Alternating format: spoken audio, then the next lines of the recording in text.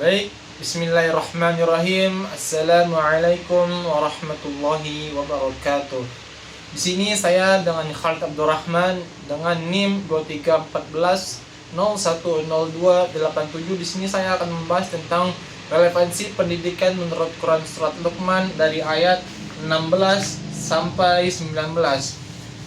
Di sini saya akan membacakan ayat terlebih dahulu, arti, lalu tafsiran, lalu setelah semuanya selesai saya akan membacakan relevansi pendidikannya. Baik, dimulai dari ayat 16 yaitu Bismillahirrahmanirrahim. Bismillahirrahmanirrahim. Ya bunayya innaha in takum mithqala habbatin min khardalin fatakun fi sakhratin aw fis samawati aw fil ardi ya'ti bihallah innallaha latifun khabir. Yang artinya, Luqman berkata, wahai anakku, sungguh jika ada sesuatu perbuatan seberat biji sawi dan berada dalam batu atau di langit atau di bumi, niscaya Allah akan memberinya balasan. Sesungguhnya Allah maha halus, maha teliti.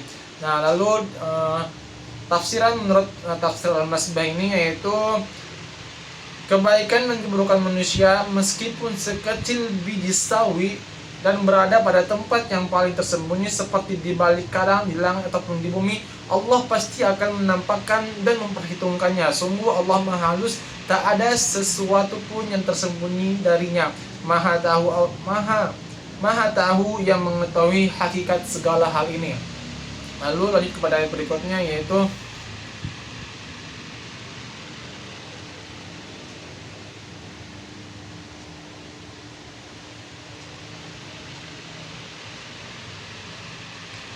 kepada ayat 17 yaitu Ya bunayya aqimus salata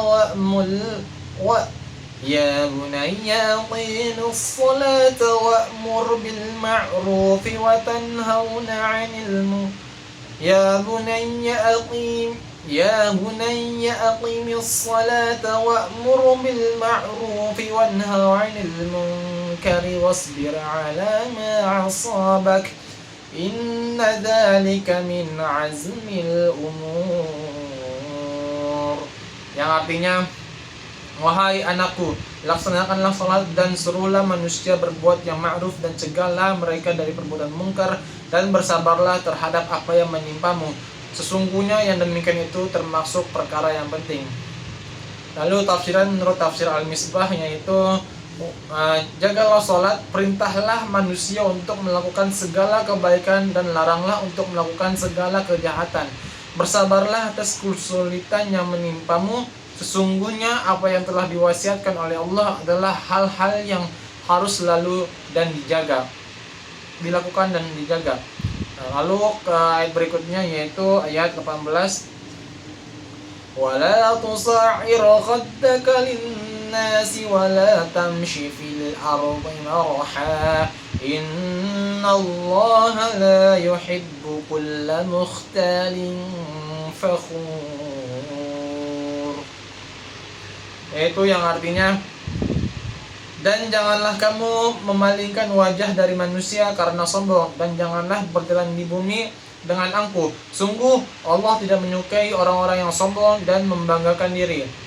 Di sini menurut tafsir Al-Misbah yaitu janganlah kalian memalingkan mukamu dari manusia dengan sikap sombong, serta jangan pula berjalan di muka bumi dengan angkuh.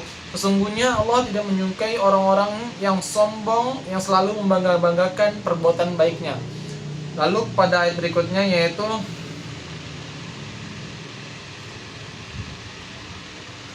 وَقَصِدْ فِي مَشْيِكَ وَغُضُضْ مِنْ صَوْتِكَ إِنَّ أَنْكَرَ الْأَصْوَاتِ لَصَوْتُ الْحَمِيرِ. Yang artinya, dan sederhanakanlah dalam berjalan dan lunakanlah suaramu. Sesungguhnya seburuk-buruk suara ialah suara keledai. Nah, di sini tafsir Al-Misbah yaitu di sini menjelaskan bahwasannya berjalanlah kamu dengan wajar antara cepat dan lambat. Rendahkanlah suaramu karena sesungguhnya seburuk-buruk suara adalah suara keledai. awalnya siulan yang tidak menarik dan akhlak dan akhirnya tarikan nafas yang buruk. Nah, maka dari situ kita bisa kaitkan dalam pendidikan dalam Quran surat Luqman ini bahwasanya ketika kita melakukan suatu hal ketika kita melakukan sesuatu hal yang itu bernilai ibadah, walaupun hanya melakukan sekecil biji sawi, sekecil biji zarah ini, di sini Allah akan tetap memperhitungkannya. Contoh ketika ada membuang sampah pada tempatnya, itu menjadi sebuah amal kecil dalam membiasakan kebersihan, menjaga kebersihan. Nah, di situ Allah akan menilai kebaikan sekecil biji zarah pun. Itu yang dimaksud. Nah, lalu relevansi berikutnya yaitu di sini mengajarkan bahwasanya janganlah kalian bersikap sombong dan janganlah kalian bersikap angkuh terhadap sesama mereka, karena Allah yang tidak menyukai orang-orang yang sombong. Lalu relevansi berikutnya yaitu terkait ketika kita melakukan sebuah, nah ini adalah makna terhadap adab. Nah, jadi adab ini lebih penting daripada ilmu. Jadi ketika kita misalnya lagi berjalan di depan orang banyak, ada kalanya kita menundukkan sedikit badan kita untuk itulah adab kita kepada orang lain. Nah, lalu janganlah kalian berteriak-teriak tidak jelas, karena seburuk-buruknya suara itu adalah suara keledai.